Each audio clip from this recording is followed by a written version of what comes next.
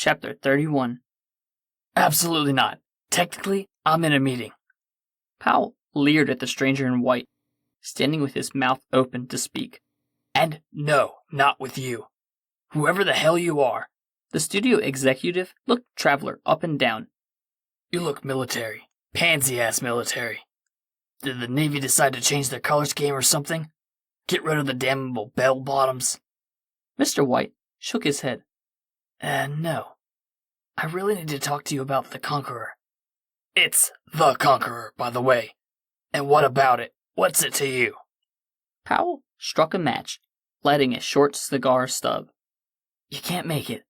I'm here to make sure the production never starts.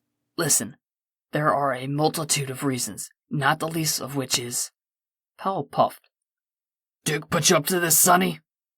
The man in white squinted at him, confused. I don't know what that means. You go tell that gambling, rambling, southern drawl doofus I ain't finding this funny. If John's gonna act like this, then tell him I'm just gonna go golfing with Mayor.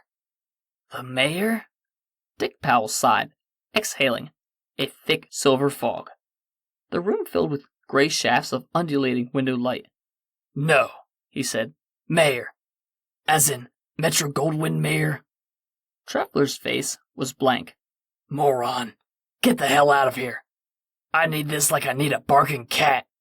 Mr. White turned to leave, thinking perhaps it would be better if he just let it go. Behind him, Powell grumbled. Lucky I don't call the mental asylum, weirdo.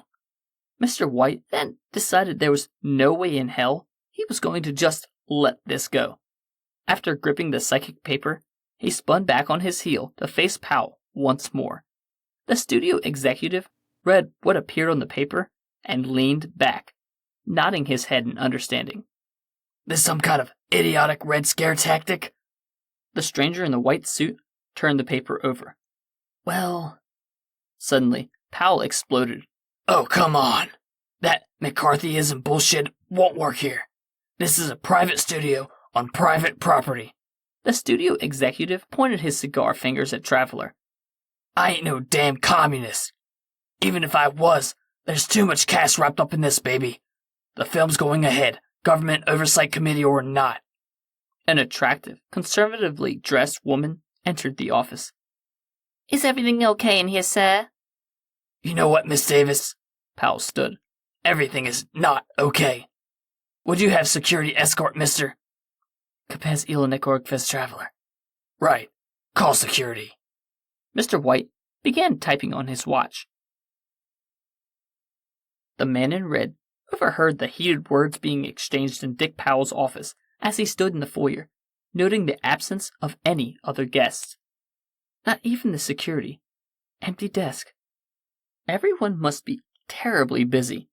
He was pondering as he glanced down at the coffee table.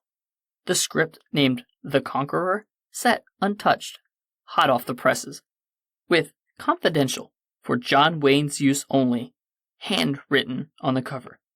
Mr. Red grinned despite himself. Simply steal the script. John Wayne can't read it, then he can't say no. This was going to be much easier than he had initially anticipated.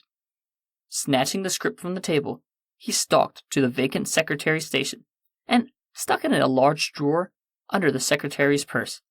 The Conqueror was still around, but it was fairly likely the Duke wouldn't see it. At least, not today. He looked around briefly. Satisfied, the man in red walked out the door. Mr. White emerged discouraged. Since that hadn't worked, he was having difficulty coming up with another method to stop this oncoming temporal schism. He looked behind him at the very silent, very still Dick Powell and his similarly wax statue-like secretary. They were going to be frozen, temporarily null, like that for a couple of hours. The alien placed his hands on his hips. He noted the absence of the script, which had been on the waiting room table only minutes prior. Then, Mr. White recalled a split second earlier while leaving Powell's office, and he could swear, for that moment, he saw the bellowing tail of a crimson trench coat before it vanished beyond the door.